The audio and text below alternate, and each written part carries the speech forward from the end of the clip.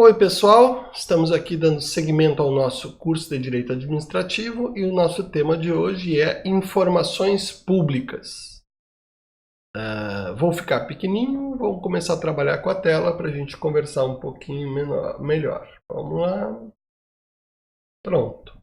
Aliás, o tema não deixa de ser interessante. Informações públicas e publicização das informações públicas. Parece até uma redundância. Mas as informações públicas não são públicas, então por que precisariam ser publicizadas? Pois é, talvez porque as pessoas não tenham tanta clareza assim de que elas, especialmente os governantes em geral, especialmente os chefes do dia a dia, de que as informações dentro de um estabelecimento público são públicas, do público. Aliás, para não dizer que eu não trabalhei meus desenhinhos fantásticos, aquelas obras de arte que eu sempre trabalho, vamos aqui adiante. Aqui, né, administração pública, os agentes privados, prestadores de serviço público, os agentes dos prestadores, enfim, temos que dar as informações públicas porque elas não são nossas. Elas não são da administração pública. Informação pública é a informação que a administração pública detém, mas que não é sua, dela, a administração pública. É sua, brasileiro, português, cidadão. Aliás, ruim que sua sirva para descrever o que é dela e o que é de vocês, o que é nosso. Isso, é nosso, é minha também. Então, são informações que não são delas, dos entes administrativos. São informações nossas, né? Suas, meus queridos alunos, meus queridos ouvintes, porque são públicas. E o Brasil, que vem de uma ditadura onde a ideia de segredo de Estado parecia ser a regra, talvez não tenha entendido tão bem essa questão ainda, mas as informações que estão em todo o Estado, porque nós somos proprietários do Estado, somos donos desta nação, ela é de cada um dos donos, né? Se há alguma coisa que nós devemos ter acesso como o ar que respiramos, é as informações dos nossos governantes a respeito daquilo que é nosso, né? Do nosso estado, do nosso município, do nosso país, né? As informações são públicas como as ruas, como as praças, como as praias, como os rios. As informações são bens de uso comum do povo. E a regra é a sua acessibilidade, a regra é a sua publicidade. Então, falar em publicidade das informações públicas não é exatamente uma redundância, mas é reforçar um ato do Estado a respeito da disponibilização daquilo que é trabalhado pelo Estado, mas que não é do Estado, mas é de cada um dos cidadãos. Aliás, de nada adianta a participação política se nós não tivermos as informações necessárias para poder avaliar a própria política, para poder avaliar os próprios governos e até mesmo o próprio Estado, né? Então, esse é um dos temas mais profundos, eu diria, é o direito fundamental à informação pública, é o direito de ter informações do Estado, o que não é um direito que sobreviva em regimes autoritários. Aliás, quanto mais autoritário o regime, menos ele quer prestar contas, menos ele quer tornar público, ou melhor, publicizar o que já deveria ser naturalmente público. Então, publicização das informações públicas tem a ver com isso. Volta para cá. E está aqui os fundamentos constitucionais, né?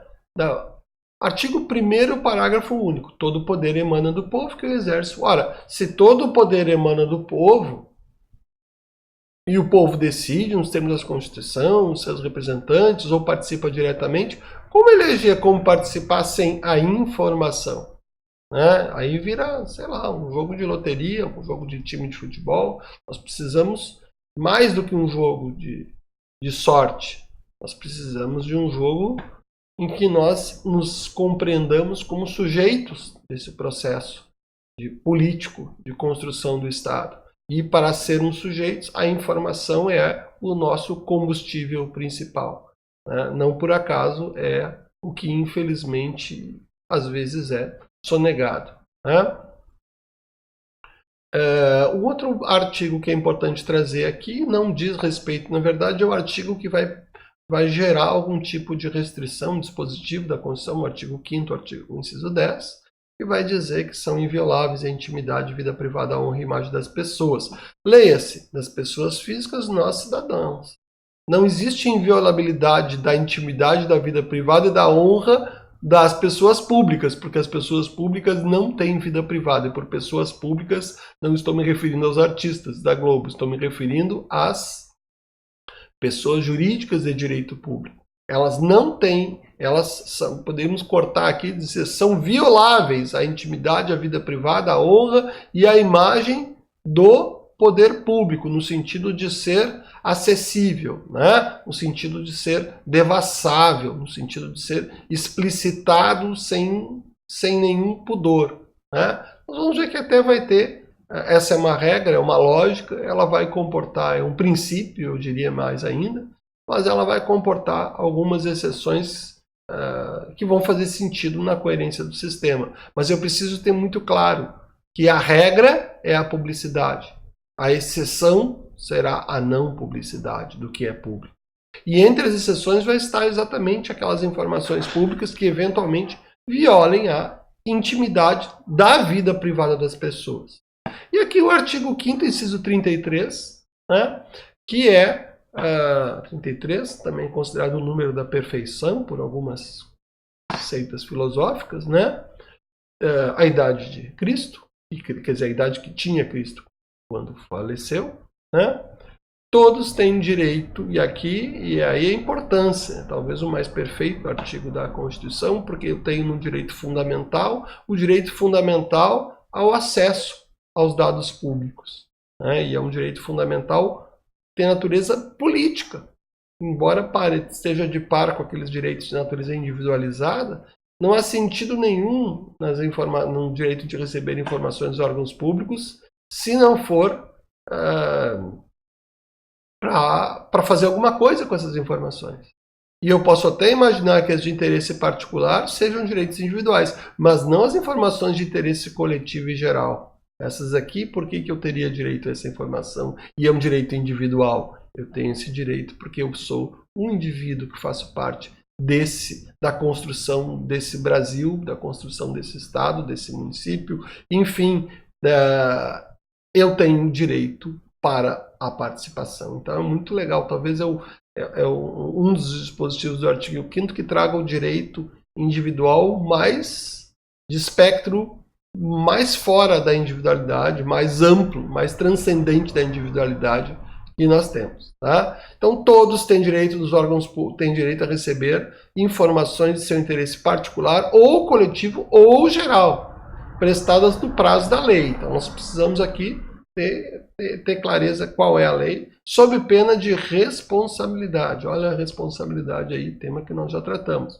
Ressalvadas há uma ressalva, e já há uma ressalva anterior, a questão da eventual colisão com a intimidade, aquelas cujo sigilo seja imprescindível à segurança da sociedade e do Estado. Então, antes de falar do que o legislador possa ter feito, nós precisamos ter claro que não há que a regra é a publicidade da informação particular, de interesse particular, ou das coletivas ou das gerais, e há basicamente dois tipos de exceção, né?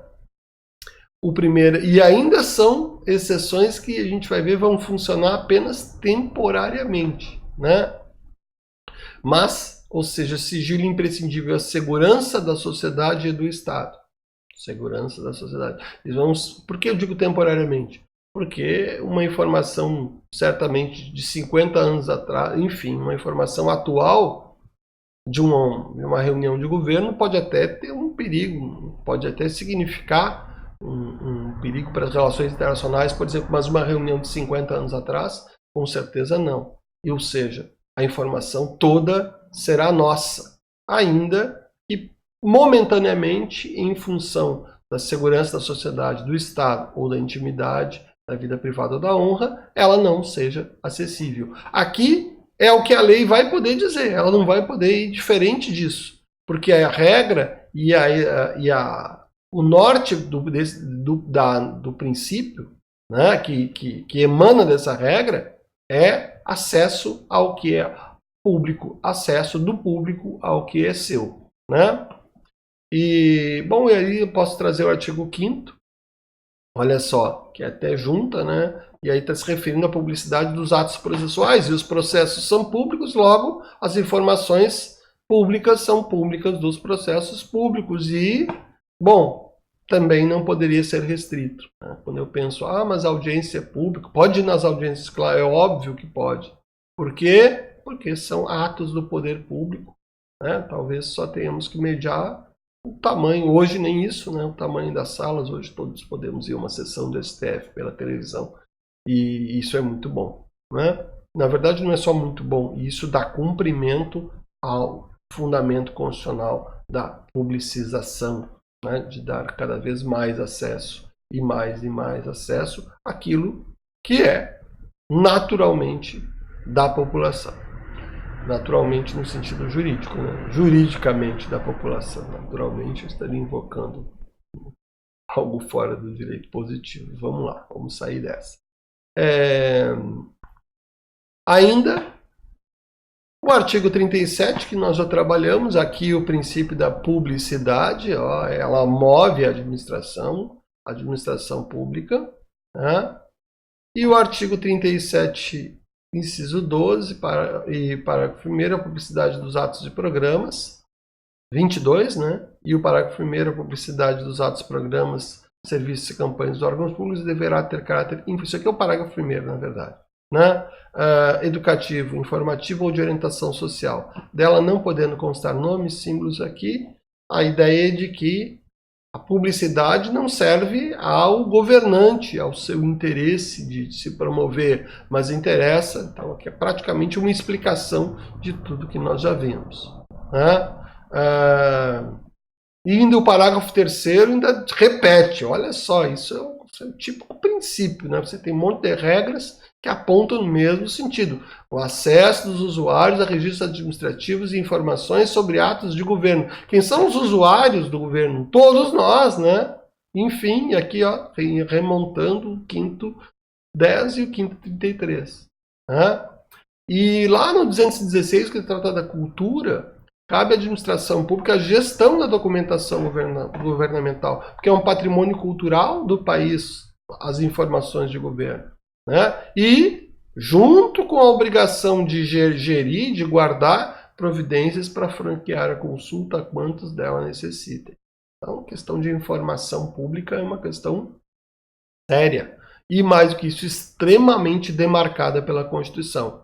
E ainda tem, por exemplo, lá na área ambiental, eu vou encontrar que quando alguém pretender instalar uma atividade que possa ser potencialmente poluidora, é necessário apresentar ao poder público um estudo prévio do impacto ambiental do empreendimento, que será também público. Né? Talvez até de forma redundante aqui, mas como era um documento privado, enfim, não, o impacto ambiental é interesse público, porque o meio ambiente também é bem coletivo, né? E todos temos que saber quais os impactos nós vamos encontrar. Né? E mais? Vamos para os fundamentos legais. Aliás, a Constituição é de 88, né? E nós temos a Lei de Acesso à Informação de novembro de 2011, que na verdade não vale em 2011, ele vai valer 180 dias depois. Tal é a impactação que ela traz para a organização administrativa pública, né? Então aqui regula o acesso a informações. Aí vocês vão ver lá no fim que praticamente todos os ministros do governo de então assinam, né, essa norma. Normalmente uma norma é assinada por um ministro, dois. Essa tem um time de ministros assinando, porque essa questão perpassa praticamente todas as ações de governo. Tudo o que o governo faz deve ser publicizado, como regra. Tá? E aqui, só para citar, o decreto que regulamenta, na verdade, é o 7724 de 2012. Tá? mas depois nós tivemos pequenas alterações mais recentes aqui, que mudam, basicamente envolve a questão de quem pode arquivar, de quem pode classificar as informações. A gente vai ver o que é classificação de informações logo logo, tá? A questão de órgãos recursais, enfim. Mas a essência da lei e a essência da sua regulamentação continua lá no decreto 7724 de 2012. Eu não vou entrar nas minúcias do decreto, até porque é interessante, essa lei ela tem escopo nacional. Então é uma lei federal, mas não vale apenas, e aí quando a gente trabalhou o processo administrativo, a gente falava, olha, essa lei regula o processo administrativo federal, só o da União, né? E depois o STJ foi lá e disse, não, mas subsidiariamente pode aplicar os outros processos administrativos. Muito bem. Aqui não precisa o STJ dizer nada. A lei já vem com essa vocação de regular um direito fundamental do cidadão, né? E por isso é uma lei federal de escopo nacional. Embora existam nessa lei vários dispositivos específicos em relação às informações federais, especialmente órgãos recursais, até essa é a questão que a gente nem vai entrar muito, justamente porque nosso foco aqui é uma aula sobre a publicização das informações públicas em todos os entes federativos. Mas, sem dúvida alguma, ela é um marco, né? Ela não é a única lei que delimita a necessidade de informações ou que estabelece quais informações públicas devam estar claras em um ou outro momento, né? Por exemplo, a lei de chamada Lei Complementar 101, Lei de Responsabilidade Fiscal, vai ter um item chamado transparência, e transparência tem tudo a ver com publicidade. O que é transparente? Aquilo que você consegue enxergar, né, facilmente, é transparente, é translúcido, né? Algo que não embaça a sua visão. Você, administração pública, isso eu diria que é um dos princípios subjacentes ao princípio do acesso à informação, que é exatamente a ideia de transparência pública. As informações devem ser transparentes, não podem estar ofuscadas, não podem estar embaçadas. Elas têm que ser transparentes, visíveis, né? Permitir que se veja, né? Essa ideia de transparência. Que está lá na Lei de Responsabilidade Fiscal, mas que também é núcleo. E lá é para as informações, para as informações de natureza econômica, dos gastos do governo, e aqui nós temos também informações de natureza econômica, mas outros tipos de informação, quaisquer informações. Tá? Então, Lei 12.527. Vamos adiante. Primeira questão que eu já quero reforçar. Aqui nós vamos seguir um pouco aquilo que eu até brinco que é meio... Vamos citar o versículo da Bíblia e vamos... Né? E a Bíblia, no caso, é a lei. Mas essa lei ficou tão legal e ela é tão importante que realmente eu vou pensar vários artigos dessa lei e vou fazer um comentário. Vou fingir que eu estou dando aula daquelas matérias que você fica em cima do código, viu? Não é ruim ficar em cima do código, no caso não. Esse é o código, podemos chamar de Código de Acesso à Informação, né? E olha aqui, procedimentos a serem observados União, Estados, DF e municípios. Né? Então, e aí, mas quais? Os órgãos da administração direta, dos poderes executivos e legislativos, incluindo os cortes e contas, judiciário e MP, ou seja, toda a administração direta. Sempre aquele tema que nós já trabalhamos, né? Então, e além disso, toda a administração indireta, autarquias, fundações, empresas públicas, sociedade de economia mista e demais entidades controladas diretamente pela União, Estados ou DF. Ou seja, toda a administração indireta, né? E mais aquelas controladas. Eu diria toda aquela que recebe dinheiros públicos para começo de conversa. Aliás, esse vai ser um liame que vai trazer as outras entidades para isso. Aliás, vamos adiante. Aplicam-se as disposições da lei às entidades privadas sem fins lucrativos que recebam para a realização de ações de recursos públicos diretamente do orçamento ou mediante subvenções sociais, contrato de gestão, termo de parceria, convênio, acordo, ajuste. Aqui um lembrete, que até ficou mal escrito. Lembrar a ADI 1923. O que é a ação direta de constitucionalidade de 1923? É justamente aquela que examina a questão da lei das OS e estabelece que é possível, sim, que elas recebam, que sejam selecionadas para executar funções públicas. Mas o que nos interessa aqui, nesse caso? É que aqui nesse caso está dito que elas obedecem aos princípios gerais, o núcleo dos princípios gerais da administração pública. E aí nós temos o princípio da publicidade. No que tange ao quê? A sua vida privada? Não. No que tange ao recebimento dos dinheiros públicos. Tá? Ou seja, então, entidades privadas que recebam dinheiros públicos, no que tange aos dinheiros públicos, estão também obrigadas à lei de acesso à informação. Aliás, tem vários mercados aí para os nossos alunos, né, quando se formarem, por exemplo, dar consultoria, subsidiar as organizações sociais com relação ao cumprimento estrito adequado dessa prestação de contas, que é a prestação de informações. Não basta prestar contas ao poder público. É preciso tornar públicas essas prestações de conta, né? E por mais que um decreto ou outro possa querer dificultar a vida do cidadão, mas o que a lei fala e o que deriva do sistema constitucional é a ideia de que tem dinheiro público, nós queremos saber para onde foi, como foi, né?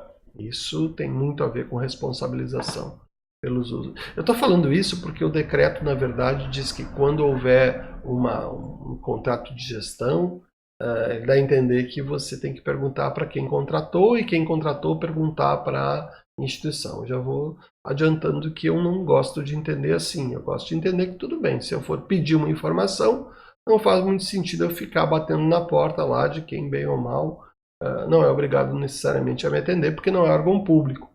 Mas isso não vai isentar essas instituições da chamada transparência ativa, que é a disponibilização de informações ao público em geral, sem que as mesmas precisem ser solicitadas.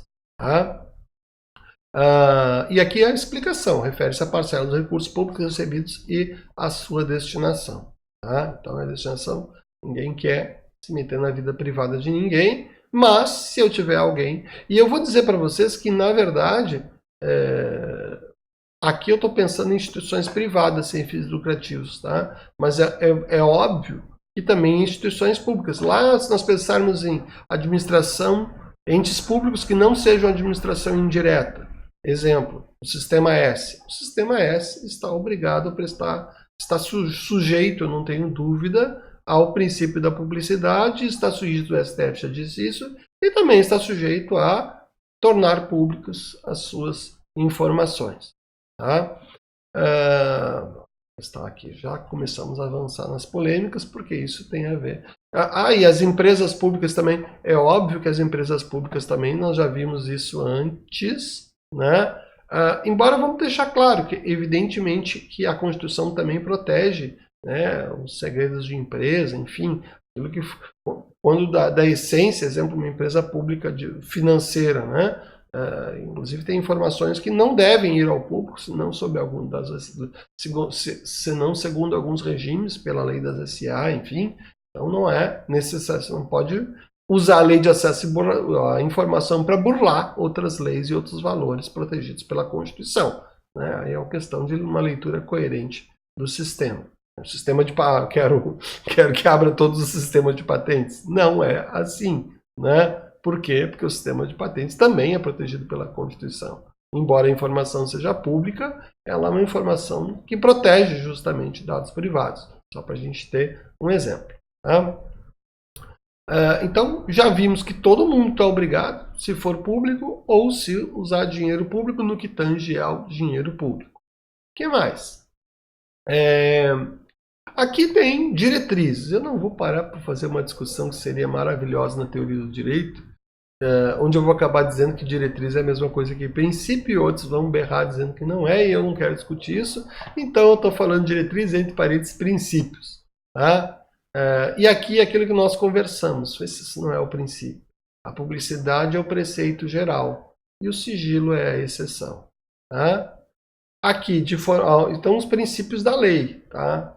Divulgação de informações de interesse público, independentemente de solicitações. Isso se chama transparência ativa. Ou seja, nem precisa me pedir, eu vou até deixar as informações lá para... Né, eu nunca me esqueço quando eu estive na gestão lá da Faculdade de Direito da FURG, as primeiras iniciativas que eu tive foi reuniões do conselho serão colocadas na página.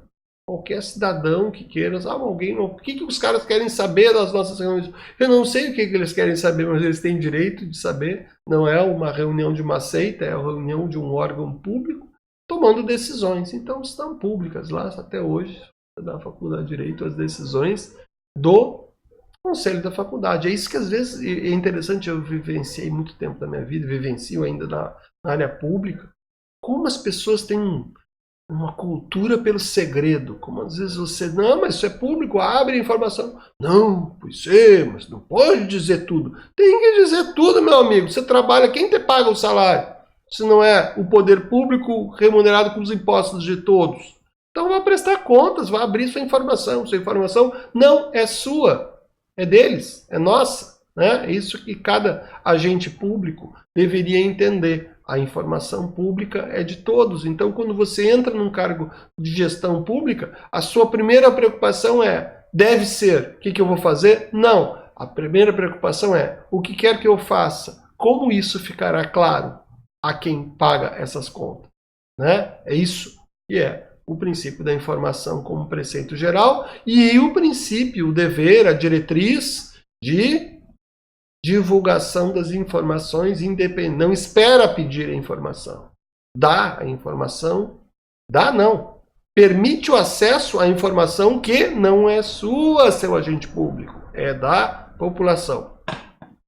E aqui já vem uma diretriz de use bancos de dados, internet, computador, né? É uma outra diretriz típica do século XXI, né?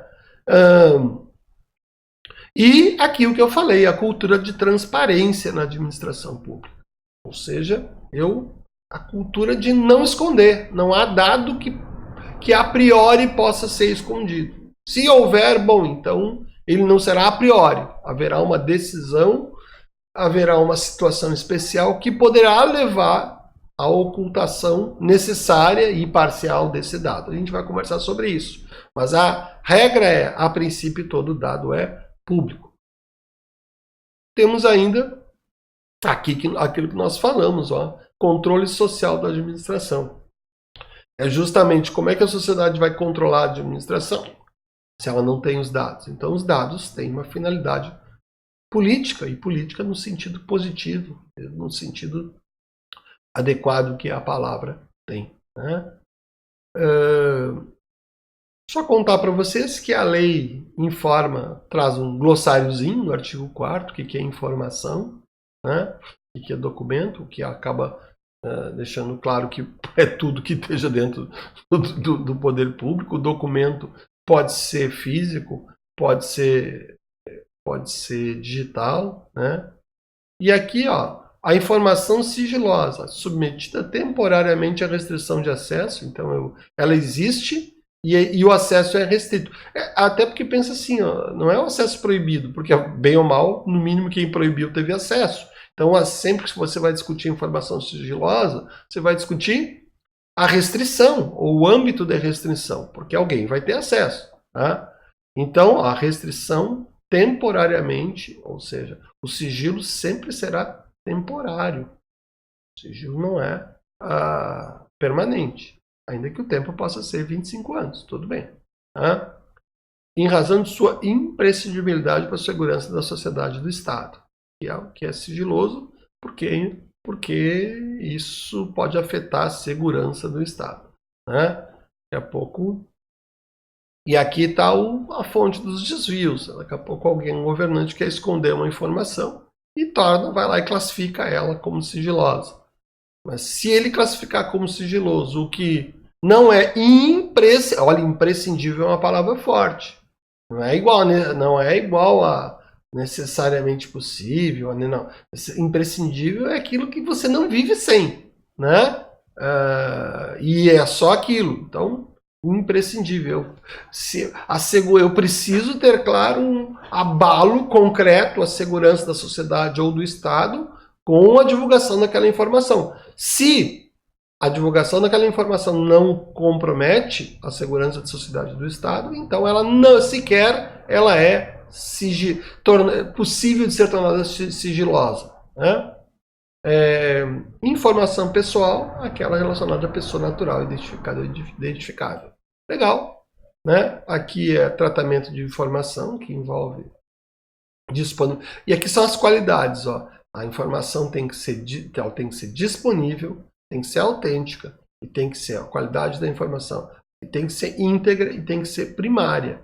Eu não preciso ter a segunda fonte no poder público com relação a um dado. Eu preciso saber onde ele nasceu e como ele nasceu, exatamente como nasceu. E ele tem que estar disponível, ele tem que ser autêntico, ele não pode ser modificado, né, alterado, adulterado. Né? Isso é informação pública. Olha aqui, ela tem que vir prontinha, não pode vir com qualquer desvio. Né? E aí eu vou falar algumas coisas e aí sim, a lei traz o dever de informar. E aqui o dever, já sabemos que é o direito constitucional, garantir o direito de acesso que será franqueado mediante procedimentos objetivos ágeis. Então aqui está bem claro que não tem enrolar o cidadão, né? Procedimentos e objetivos ágeis, ou seja, de forma transparente, clara, em linguagem de fácil compreensão.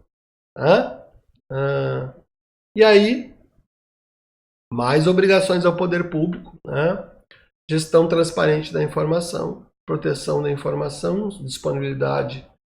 Claro, não basta dar a informação que exista, é preciso guardar a informação para que ela exista. Porque se eu não cuidar da informação, se eu não guardar a informação para que ela exista, eu não vou ter como informá-la. E há informações que precisam ser guardadas. Né? E aí tem toda uma ciência da arquivologia para nos ajudar a dizer o que e como deve ser guardado. Tá? E ao mesmo tempo a proteção no sentido de evitar que aquela informação que possa comprometer outros valores constitucionais venha a ser vazada. Então também ao mesmo tempo a proteção para disponibilizar e a proteção para não disponibilizar de forma irrestrita, né? Ou para mantê-la restrita. O que mais?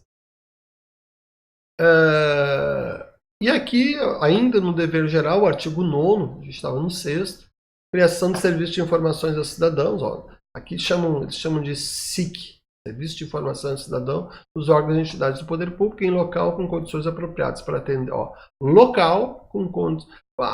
Tem que se chamar. Não, você pode dizer que é o protocolo, você pode acometer um órgão. Eu até gosto da ideia de ter um órgão central, né, diretoria de informações, sei lá, coordenadoria de informações. Você tem que ter alguém dentro de um órgão público que esteja assim focado. Ó, vamos tentar fazer e vamos ter claro que essa lei não tem muito tempo de vida, então ela não está espraiada, como diria o nosso antigo governador Olívio Dutra, né, pela administração pública, não. Eu vivo numa administração pública e, vez por outra, vejo um colega com cultura de esconder dado, ou de achar que nem tudo pode ser dito, né? Então, toda administração pública precisa de um órgão focado nisso, né? Vou botar assim, ó, tem que ser o fofoqueiro do órgão público, pega o cara, bota lá, tudo que acontecer tem que virar. Tem que ser disponibilizado e é um lugar onde o público vai ser orientado. Que informação o senhor quer? Vamos buscar lá. Não, tem mais informação. Enfim, tá? Nós precisamos. Esse é um órgão imprescindível. É um pouco interessante só fazer um parêntese aqui.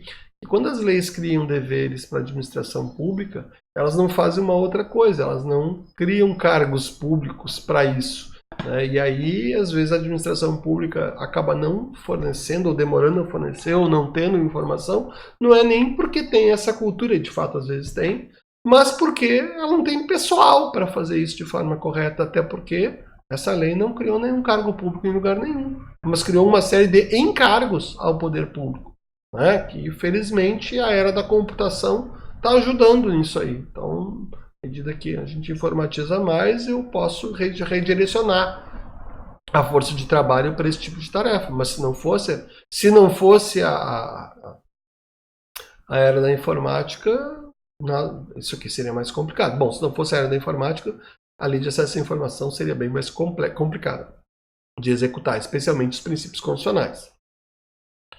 Mas ele está dizendo que o lugar esse também é o protocolo, né? Então, um lugar para receber documentos, enfim. Tem que ter esse serviço, pode diluir, pode fazer como quiser, mas é importante sinalizar que a Central de Informações Públicas, né, o Serviço de Informações ao Cidadão, está onde está e como ele funciona. Tá? Ainda tem a sugestão aqui, que pouca gente vê, né?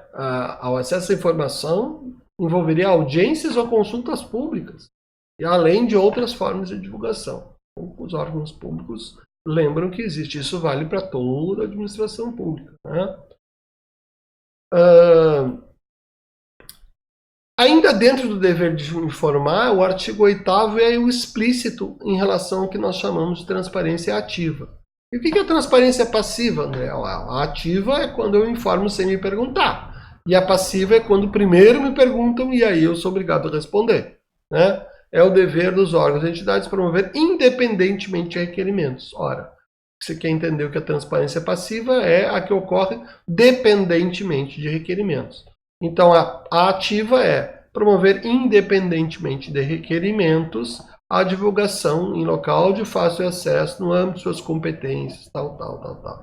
E talvez aquele mais afeito à cultura de ocultação das informações vai dizer, não, mas então vamos colocar uma sala na prefeitura, mas o cidadão vai se perder até chegar lá, vai estar cheio de papel, quero ver ele se achar, né? Aí a gente pega esse cidadão e diz, não, amiguinho, você está longe, você está fora do espírito da lei, mas, de qualquer forma, está aqui, ó, tem a lista exatamente do que você tem que ter de forma organizada. Repasse, despesa, procedimento licitatório, edital, resultado. E se for instituição, organização de sociedade civil, prestador de serviço público, evidentemente ela não está obrigada a procedimento licitatório no sentido legal, ela não precisa cumprir a lei de licitações, mas ela está obrigada a procedimentos de escolha que sejam públicos, que sejam eficientes, e esses procedimentos, ao meu singelo entender, devem ser transparentes dentro desse pacote, porque estão nesse pacote. Né? Então aqui o equivalente, porque a palavra licitação ela pode ter um sentido mais amplo, ela pode ter um sentido de escolha. Né? A licitação não é uma palavra exclusiva do poder público. Eu posso pensar licitação no sentido genérico. Né? Eu vou fazer uma licitação aqui em casa para escolher quem vai consertar o chuveiro. Vou consultar dois, três orçamentos, enfim, por que não? Né? Eu não digo isso. Né? Aliás, tem aquela música sertaneja, não tem? Eu vou fazer um leilão pelas portas do meu coração. Isso é leilão, modalidade licitatória. Então, até o coração o cidadão está fazendo licitação e está tudo bem, não há problema nenhum. Vamos... pelas portas, sei lá. Bom, outros dados gerais e as FEC, perguntas frequentes da sociedade. Né? Também dever de informar. Mas vejam, a lei vai mais. Não, você não vai botar uma sala com isso lá fechada, não. Você vai colocar na internet. E a lei fala internet mesmo. Obrigatória divulgação no site mundial de computadores. Internet. Tá aí. E aí, ó, tem que ter o site, tem que ter todas as informações do disposto, todos os meios que puserem. Pode botar em papel, mas entre todos os meios que você vai colocar, divulgação nos sítios oficiais. Então, o órgão público tem que ter um site oficial. Né? Essa é a regra. E quem usa dinheiro público tem que ter um site oficial. Né? E aí, com ferramenta de pesquisa, possibilidade de exportação de dados. Né? Olha que legal isso. Claro que, se nós linkarmos essa questão com o processo administrativo, aí faz todo o sentido quando lá no processo administrativo eu disse para vocês, olha, num certo sentido, o processo administrativo, ou até processo judicial contra a administração pública, pode parecer meio que tirar doce de criança, porque você é obrigado a essa outra parte contra a qual você litiga, ela não tem opção de não lhe dar a informação, ela está amarradíssima. E está aqui a lei que vai dizendo que ela tem dever de informar, né? Transparência ativa. Tá? E aí, ó, ainda vem detalhado na lei tudo que tem que ter no site. Então, olha, não é pouca coisa não esse artigo 8º. Né? São só os parágrafos do 8º. Tá? Divulgar em detalhes os formatos, manter atualizado. E não basta ter um site, tem que ser um site atualizado. E no site tem que dizer o local, como é que você fala com essa pessoa. Né? Isso é transparência ativa.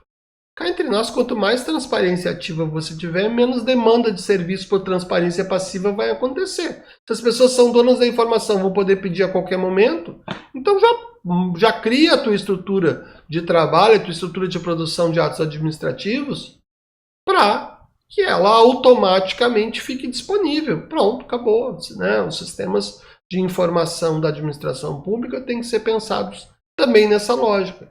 Né? E também tem que ser pensado para que entrou uma informação, e muitas já fazem isso, já esteja lá. Por quê? Porque o sistema é integrado. Fez uma compra, automaticamente o sistema já joga os dados da compra lá na página do órgão público. Tá? E ainda tem que ser site com acessibilidade para pessoas com deficiência. Né? Não só o site, vamos deixar bem claro, né? Essas medidas também, embora não esteja aqui escrito explicitamente, elas decorrem da própria lei da proteção às pessoas com deficiência, né? E da Convenção dos Direitos das Pessoas com Deficiência, a Convenção Internacional. Então, isso não é...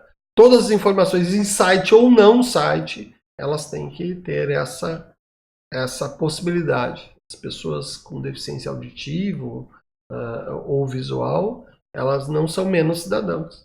Então elas precisam ter, precisa ser dado a elas o mesmo acesso que os cidadãos em geral têm, né?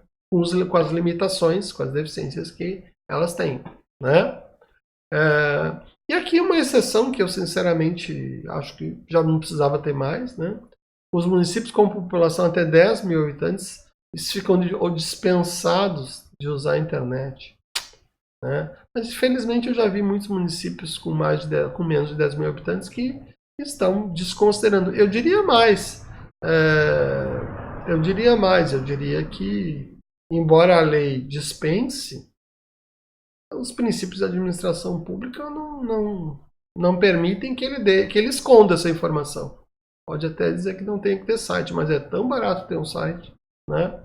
E vamos lá, vale só o fato de você publicizar a informação.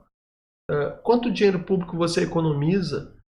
Mas vou gastar para ter o site, para ter o funcionário, para ter a manutenção. Sim, mas o dia que aquela informação levar a possibilidade da apuração pelo cidadão de um desvio, né? Olha, mas isso aqui, eu peguei esse dado aqui, a prefeitura está comprando, o município está comprando, sei lá, quadro negro por 10 vezes o preço que o outro município que eu entrei na página comprou para a sala de aula. Opa, então aí, como já estão públicos ali, já entrei na internet. E mais do que isso, né? Se você conseguisse ter uma forma de... Já existem os chamados robôs da internet, você pode cruzar os dados, aí você começaria a propiciar maior controle e evitar mais essas situações tristes, né? os agentes públicos, porque o agente público que desvia dinheiro público, ele quer esconder. Então essa lei atrapalha a vida dele. Essa lei atrapalha os autoritários e atrapalha os ladrões. Essa é o poder dela. É por isso que é a única lei que eu vou parar para falar nesse curso inteiro de direito administrativo, ponto a ponto. Né? Pô, não vai toda, não se preocupem que eu não vou cansar, mas eu tenho que trazer algumas coisas bem importantes aqui. A lei traz uma outra coisa. Tá, o item 7 são 13, tá? Para não estar no meio do caminho, então. Há um dever de prestar informação e aqui a lei detalha direitos. Já temos o direito fundamental à informação na Constituição, ele, num certo sentido, é repetido no resto da lei, mas aqui o artigo 7º, o direito ao acesso à informação compreende, entre outros, os direitos de obter. Aí vamos lá. Informações. Acho que foi uma questão aqui do legislador que quis explicitar que coisas que não podem, em hipótese alguma, ser segredo. Patrimônio, recurso público, licitação, né? Acompanhamento de cada um dos programas e projetos, resultados de auditorias, prestação de contas, né? O Tribunal de Contas esteve lá e tal, e está bem com o Tribunal de Contas? Eu quero saber, ué. Né? Mas por que você quer saber? Porque eu sou dono desse negócio, meu filho. Eu preciso saber como é que estão as contas do meu boteco. Não é isso? Não é um boteco, não. Mas é meu. Tá? É o meu estado. Tá? Vamos adiante. Aqui eu, de vez em quando, estou usando isso. Quando tiver vermelho, eu vou enxergar alguma restrição. E no que tiver verde, eu estou caminhando contra a restrição. Então, e aqui o artigo 7º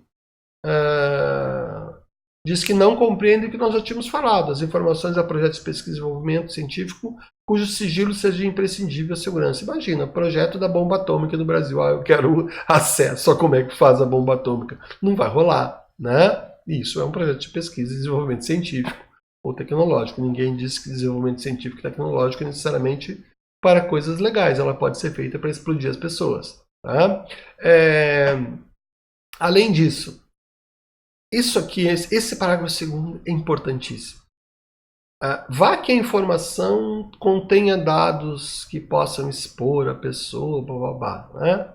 Então, na verdade, um contrato público, ali naquele contrato consta a qualificação da empresa que recebe o dinheiro, e tem o CPF da empresa, tem o endereço, tem uma série de dados que, se bem que o CPF está na internet, né? Mas enfim, vá que tem o endereço de quem assina.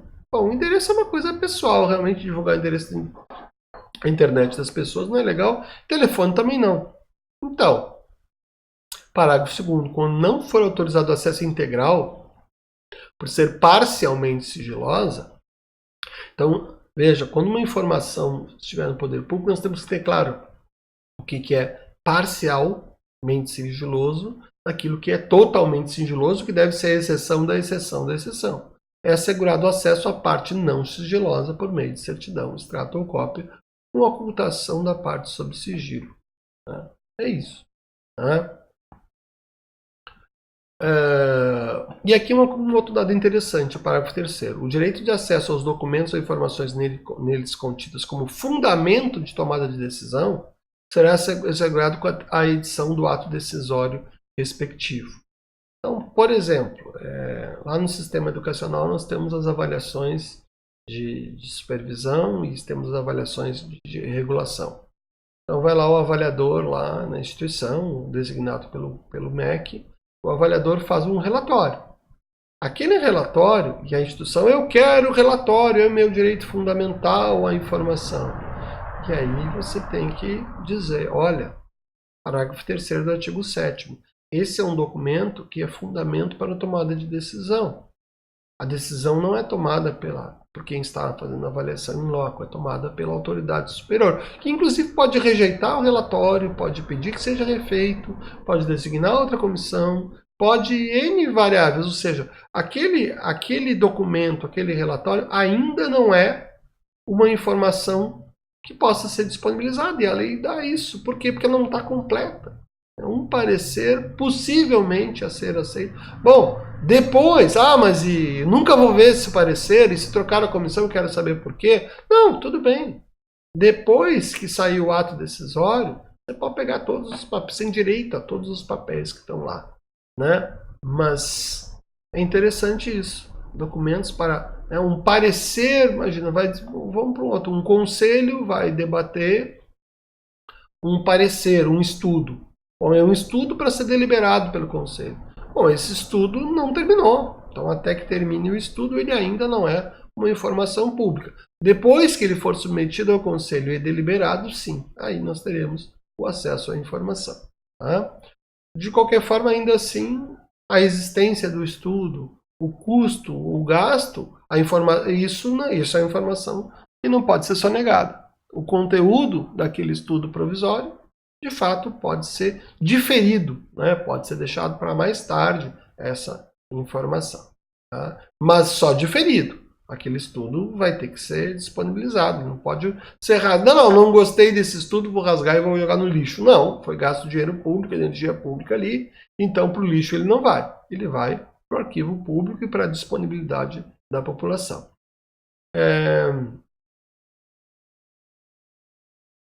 E mais do que isso, eu tenho direito a dizer não me deram acesso. Eu quero saber o que me disseram, por que me disseram que não. Né? Aqui. Não recebi porque extraviou. Extraviou, meu amigo. Você tinha o dever de guardar, então eu quero que seja... Estou requerendo que abra imediatamente uma sindicância. Olha lá o processo administrativo aí. Procurar o desaparecimento. Né? Então, esse pedido é um pedido que vai levar a um ato vinculado. O administrador público dificilmente poderá deixar de abrir essa sindicância, a menos que ele tenha a informação toda sobre por que aquele desapareceu. Né? Mas veja que a lei diz que o interessado pode requerer imediatamente. E dificilmente a autoridade vai se deslindar disso sem cumprir o que a lei manda. Ainda no pacote dos direitos a informações, o artigo 21 não pode ser negado o acesso à informação necessária à tutela judicial ou administrativa de direitos fundamentais. Tá? Então, quer dizer, não pode negar a informação que eu preciso para entrar em juízo, ou informação que eu preciso para dar seguimento ao processo administrativo. Tá? E diz mais, se houver violação de direitos humanos, é proibida expressamente, não é restrição, não é proibido expressamente a restrição de acesso. Ela não pode ser classificada como informação proibida. Violação de... houve uma violação, nós estamos apurando... Opa, violação de direitos humanos? Não há possível classificação. E olha que direitos humanos é um pacote bem grande, né? Nenhuma dessas violações pode ser ocultada, sob pena de responsabilidade. Né? E a lei depois vai fazer referência que a responsabilidade vai se dar tanto por improbidade administrativa, como lá pela própria lei do impeachment. E aqui o artigo 22 lembra, né, que segredo de justiça e segredo industrial continuam valendo. Enfim, não é uma limitação, mas é uma limitação coerente com o sistema jurídico. Tá? A lei disciplina, de forma geral, algumas questões sobre o pedido de informações. Isso vale para todos os entes federativos. Tá? E é o exercício do direito à informação. Na verdade, é a materialização desse direito à informação na chamada transparência passiva. Né? Qualquer interessado poderá apresentar pedido de acesso à informação por qualquer meio legítimo, tá? Devendo pedir com identificação do requerente e especificação da informação. Para acesso à informação, não pode conter exigências que inviabilizem. Ou seja, não pode o órgão público criar um formulário, fazer reconhecer firma, criar uma situação que ele não possa. Aliás, a ideia é que o caminho seja o meio digital. Né? Isso talvez seja uma das leis mais afinadas com a internet que existe no direito administrativo contemporâneo brasileiro. E aqui uma coisa importante. Duas. Primeiro, a questão da especificação. Eu o decreto federal que regulamenta o tema chega a explicar que se for muito genérico não precisa atender. Eu não gosto disso, mas está certo. Eu quero tudo que vocês gastaram desde o Império. Eu quero, vou lá e peço ao governo Bolsonaro todos os gastos públicos desde o Império, né? Bom, então essa informação é imensa, ela não está tabulada, enfim, né?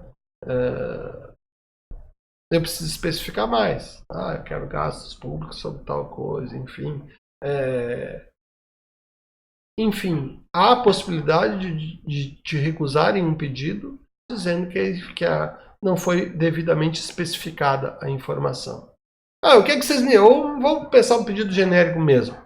Olha, eu estou aqui na porta da Universidade Federal de Pelotas, eu quero que vocês me dêem todas as informações que vocês têm sobre tudo.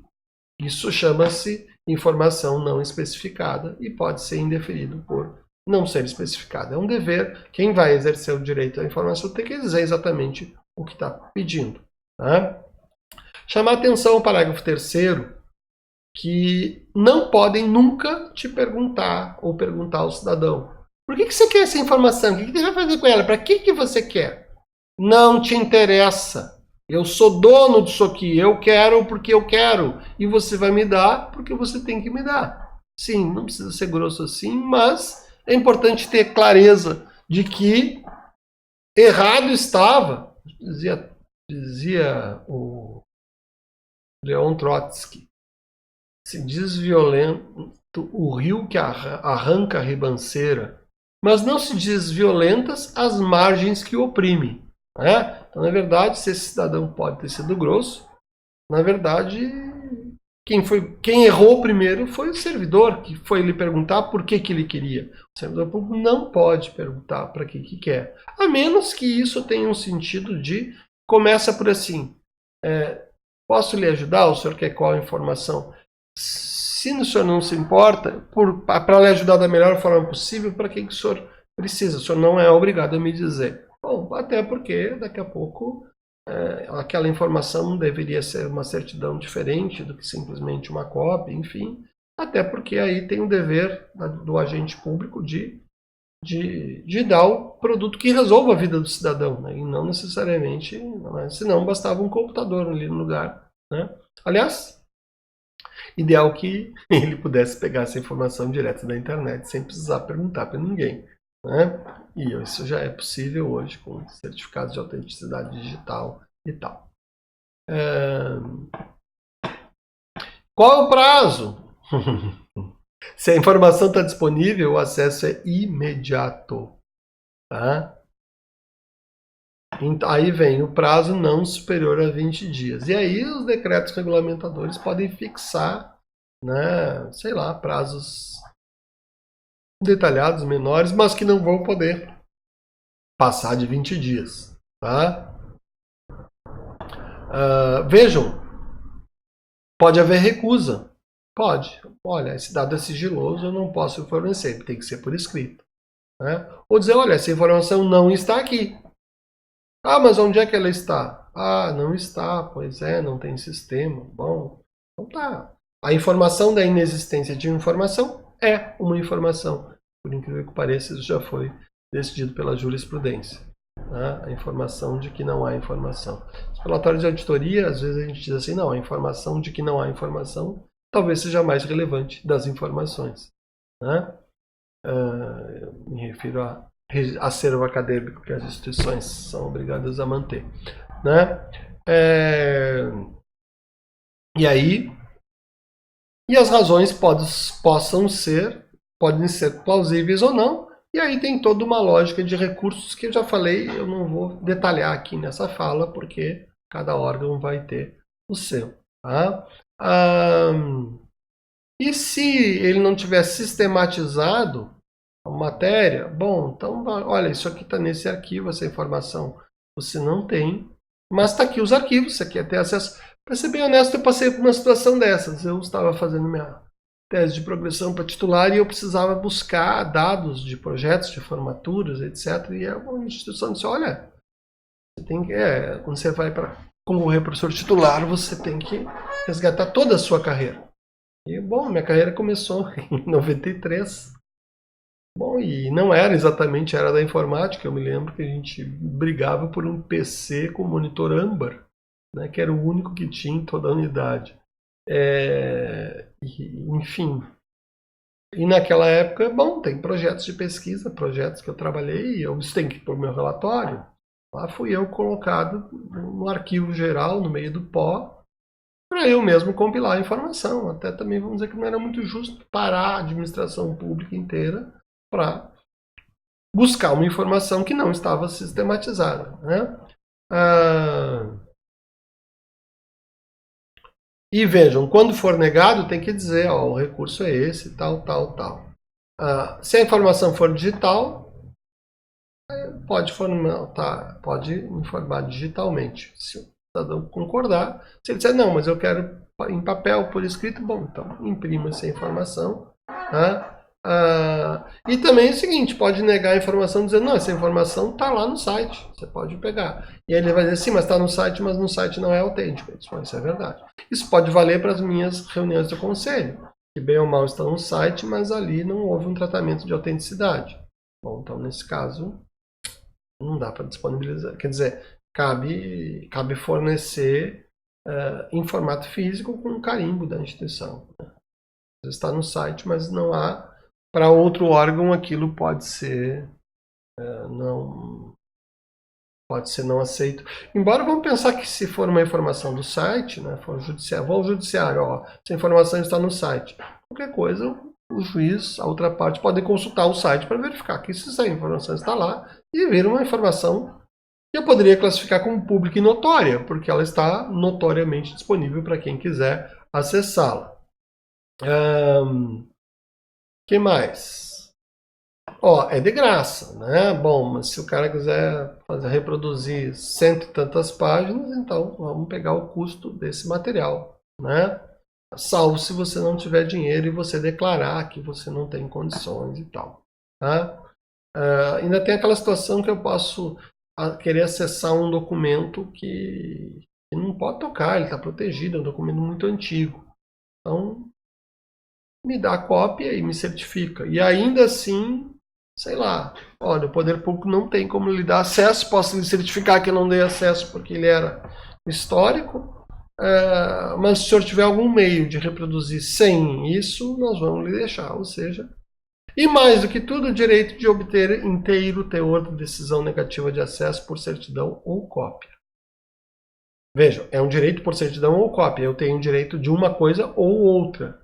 Né? Nós estamos falando do meu direito e não da prerrogativa da administração. Aí eu vou dizer, eu quero a cópia. Não, eu quero uma certidão. E a administração pública vai ter que dar essa certidão. Aqui tem um capítulo inteiro de recursos, eu só vou dizer de indeferimento. Poderá interessado interpor recurso contra decisão no prazo de 10 dias contada da sua ciência. Tá?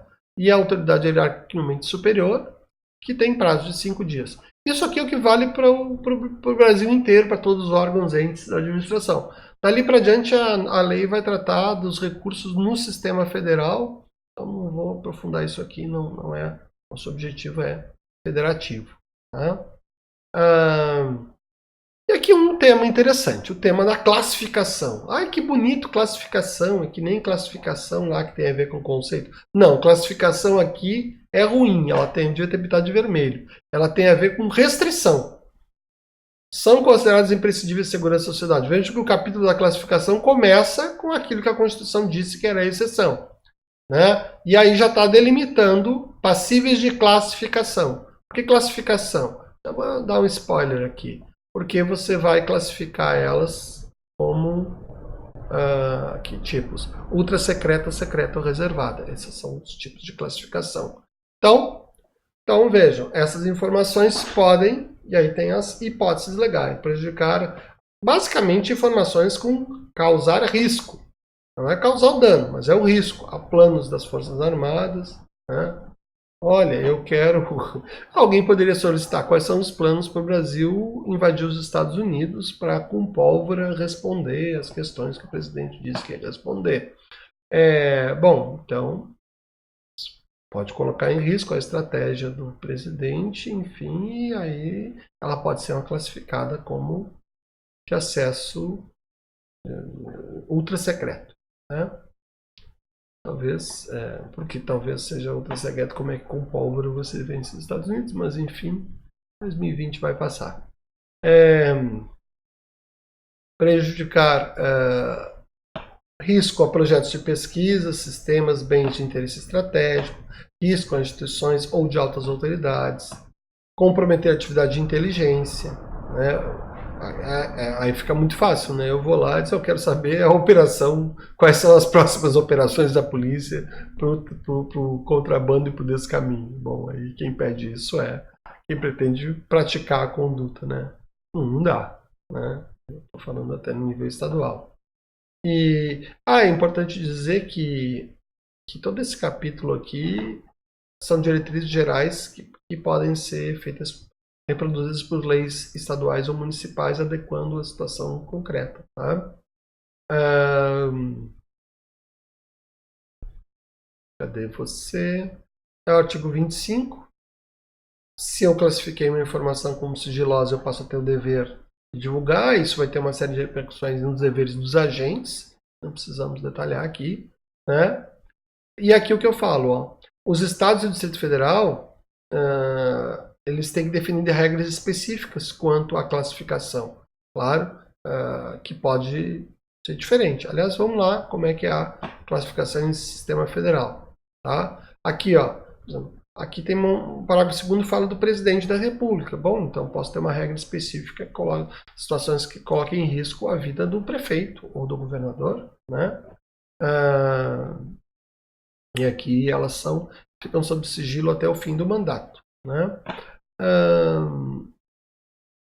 Passou o prazo da classificação, automaticamente vira acesso público. Se alguém me perguntar se pode novamente classificar como sigilosa, eu vou entender que não. Eu vou entender que quando muito, até porque lá na norma tem no sistema federal um órgão que pode prorrogar a classificação por igual período uma única vez, mas é um órgão específico. Então, não, porque senão fica fácil, né? Eu oculto uma situação e ela deveria ficar protegida por 5 anos e eu vou sucessivamente ocultando ela por 5 anos. Não, né? Seja como for, o que vai definir a classificação, e vejam, eu posso classificar parte como sigiloso e parte como não sigiloso. Posso ter, pode um documento ser sigiloso apenas em uma parte, mas há partes em que eles não serão. E se há partes que não serão, qual é a regra? A regra é a da acessibilidade, e a exceção é você tornar inacessível. Então, dentro dessa lógica, você pode permitir. Aí nós tivemos um episódio recente na República Brasileira, que foi exatamente a ata de uma reunião ministerial, que, bom, talvez havia uma situação que talvez pudesse colocar em risco a segurança nacional, e enfim a ata foi disponibilizada 99% na íntegra, ressalvado aquele item que poderia ter a ver com constrangimentos internacionais. Isso é uma solução adequada ao espírito da lei. Tá? De qualquer forma, deve ser considerada a gravidade do risco e o prazo máximo de restrição que se destina, quer dizer, conforme o risco, conforme o prazo. E aqui tem as informações, tá? Ultra secreta, coisa de agente secreto, ultra secreta, secreta ou reservada, tá? Então são 3 classificações possíveis, que são classificações de restrição. A outro pacote das restrições é o das informações pessoais. Tá? Mas vamos lá. E aqui as barreiras. Respeito à intimidade, vida privada, a honra e imagem das pessoas, as liberdades e garantias individuais. Então, quer dizer, por exemplo, a liberdade de comprar e de vender. Então, ninguém precisa saber o que eu comprei ou deixei de comprar, ou qual empréstimo eu tomei, né, ou deixei de tomar. Aí vem, então isso aqui é uma barreira. Não pode ser publicizado como regra isso. E de cara a lei já diz, o que for pessoal, 100 anos. Pronto.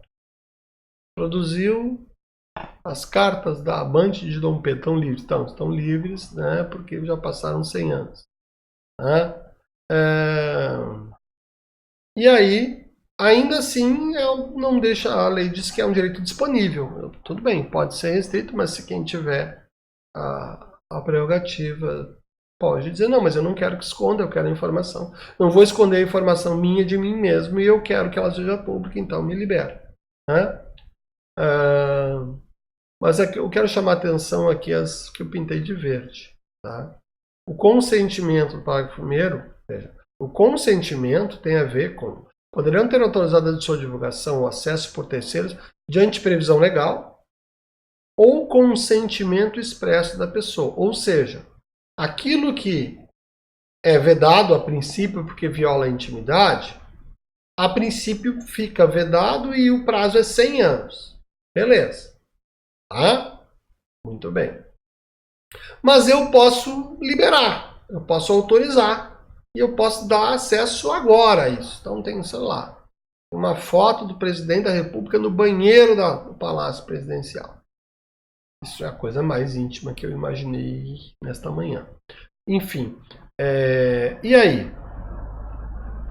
Ele pode dizer, não, eu quero que autorize, eu quero que minha foto, por 100 anos aquela foto estará protegida, vedada. Ela está restrita, né? Mas ele pode dizer, não, eu autorizo imediatamente aquela foto que fique pública. Ponto, está resolvido. Se tornou pública. Agora vejam, aquilo que seria uma autorização pessoal para vencer essa proteção de 100 anos é flexibilizado pelo parágrafo 3º. O consentimento, ou seja, nós vamos liberar ainda que você não concorde, quando for necessária a prevenção e diagnóstico médico quando a pessoa física estiver física ou legalmente incapaz, para utilização única e exclusivamente para tratamento médico. Eu fico pensando que eu possa ter um banco de dados, que deveria ter, na verdade, né, um banco de dados público sobre a saúde. Eu devia o SUS ser tão eficiente como a Receita Federal, de forma que qualquer cidadão tivesse seu registro acessível aos médicos. Imagina alguém que mora aqui no Rio Grande do Sul, está passeando lá por São Paulo e tem mal súbito. Ora, o SUS poderia ter um acesso ao médico que poderia imediatamente acessar a ficha desse paciente. E seria uma medida de eficiência, porque ele está lá, né? E aí pode-se já saber as suas intolerâncias, enfim, todo o seu histórico médico. O que levaria, então, a uma situação como essa. Prevenção e diagnóstico médico, quando a pessoa... Então, quem sabe aqui o legislador já não sonhou com essa possibilidade única e exclusiva para tratamento médico e que vai ficar dentro do sigilo médico-paciente. Mas vejam, isso não é... Né? Ainda assim, quando a pessoa estiver física ou legalmente incapaz, ou seja, ela não vai ter fisicamente condições de dar esse acesso. E o médico diz, não, vamos acessar, já que ela está entrando em coma, vamos ver o que pode ter levado para tentar salvar a vida dela. Vejam, ainda assim, esses mesmos dados poderiam serem acessados para evidente interesse público geral. Por exemplo, quantas pessoas têm a pressão alta. Isso seria um dado importante de saúde pública. Né? E aí também eu posso até pensar em termos de dados do IBGE, dados Vejam, se esses dados forem tomados sem identificação da pessoa, também são dados preciosos, né? São dados possíveis e a legislação diz que sim. Aí tem a outra exceção, que é a ordem judicial, ou seja, se o juiz mandar abrir o dado, tem que ser aberto. Né? Interessante. Se for para defesa de direitos humanos, o dado tem que ser aberto. E proteção do interesse público e geral preponderante. Aqui, vejam, aqui é a abertura da abertura da abertura total. O dado é sigiloso, fica preso, protege a intimidade por tantos anos, mas se houver interesse público e geral preponderante, não vai proteger. Exemplo clássico disso, a divulgação dos salários, subsídios, rendimento, do dinheiro que os servidores públicos ganham. Está lá na internet. Né? Porque, mas é o meu dinheiro, a minha vida privada. Daqui a pouco vão até querer começar a vigiar meus bens em função da minha renda. tudo bem. Mas quem te paga é o poder público. Além de ser um dinheiro que você ganha, é um dinheiro que o poder público paga. Então, o interesse público é preponderante. A ideia de contas públicas vigiadas ela está subjacente a todo esse sistema jurídico. Então precisa saber quanto você recebeu, sim. Tá? Tema polêmico, mas está ancorado nessa possibilidade aqui. E ainda eu não posso usar a restrição de acesso por qualquer motivo para prejudicar a apuração de irregularidades, né? E nem prejudicar a história. Em resumo, esses dados individuais estão protegidos pela lei de forma bem relativa, né? E aí cabe ponderar caso a caso, situação a situação. Aí tem responsabilidades, condutas ilícitas do agente público ou militar, não dar a informação, deturpar a informação, deturpar a solicitação. O cara pediu isso, vai levar então isso. E vou cansar ele, porque o que ele quer eu não vou dizer nunca. Esse cara merece ser, esse cara que está dizendo isso merece ser punido, né? E também violar o sigilo, né? Também a informação virou sigilosa. E aí, mas é pública. Não, mas ela é sigilosa, amigo. Né? Então você também está descumprindo. Como é que esse cara vai responder? Aí voltamos ao tema da aula da responsabilidade dos agentes públicos. Primeiro perante o seu próprio órgão, né? Se for Forças Armadas, regulamentos disciplinares, já disseram que a transgressão militar média. Aqui a lei regulou a União, né? Não cabe só advertência, tem que ser no mínimo suspensão, tá? Então é um critério lá. Mas em nível estadual, certamente nós vamos ter, claro, que nós vamos ter, ou municipal, vamos ter uma responsabilidade típica, a responsabilidade administrativa típica, responsabilidade do servidor público perante a administração, né? Garantia da ampla defesa, etc, etc. Tá? E além, tá aqui, pode responder, pode ser crime de responsabilidade ou improbidade administrativa.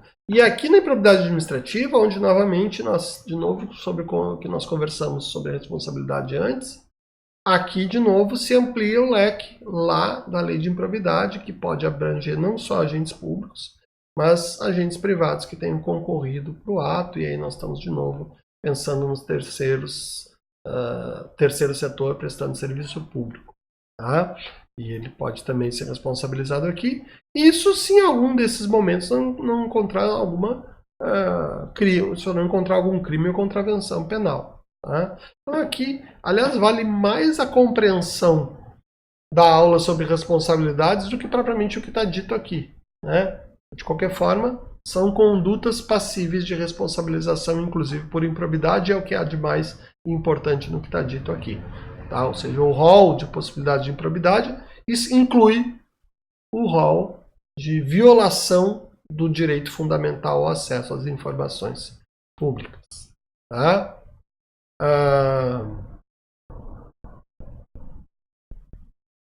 E aqui tem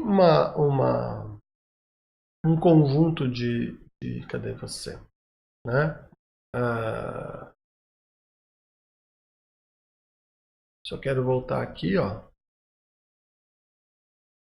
E todas essas condutas aqui vão levar à suspensão. Então são condutas típicas, volta para cá, que estão no artigo 32. Tá? No mínimo uma suspensão, mas podem levar a mais coisas. Mas o artigo 33 ele é mais amplo. A pessoa física que tiver informações com o poder público e deixar de observar disposto nessa lei. Aqui eu estou diante de qualquer outra conduta genérica de pessoa física ou de entidade privada, tá? Que violar de forma genérica essa lei. E aqui vale, por exemplo, um terceiro setor, uma OS, que não deixe seus dados relativos aos gastos públicos transparentes e disponíveis. Contra ela, pode ser aplicada suspensão temporária de participar em licitação ou a inidoneidade para contratar com a administração pública, né? Rescisão do vínculo com o poder público, tudo isso são penalidades que a lei abre a possibilidade de serem aplicadas, tá? E que violar. Não tem aqui uma dosimetria, talvez fosse melhor recomendável, né? Mas tem a possibilidade de discricionariamente e proporcionalmente e razoavelmente serem aplicadas estas sanções. Tá? Aqui, sinalizando 180 dias de vigor da lei. E aqui, ó, olha, ministro da Justiça, que eu me lembro, ministro da Justiça, ministro das Relações Exteriores, isso aqui era do Planejamento, aqui Direitos Humanos, isso aqui é a Advocacia Geral da União, né? Então vejam quantos, 1, 2, 3, 4, 5, 6, 7, 8, 9, 10, 11, um time de futebol de ministérios assinando essa norma lá no governo Dilma Rousseff, né? 18 de novembro de 2011. E por hoje era isso.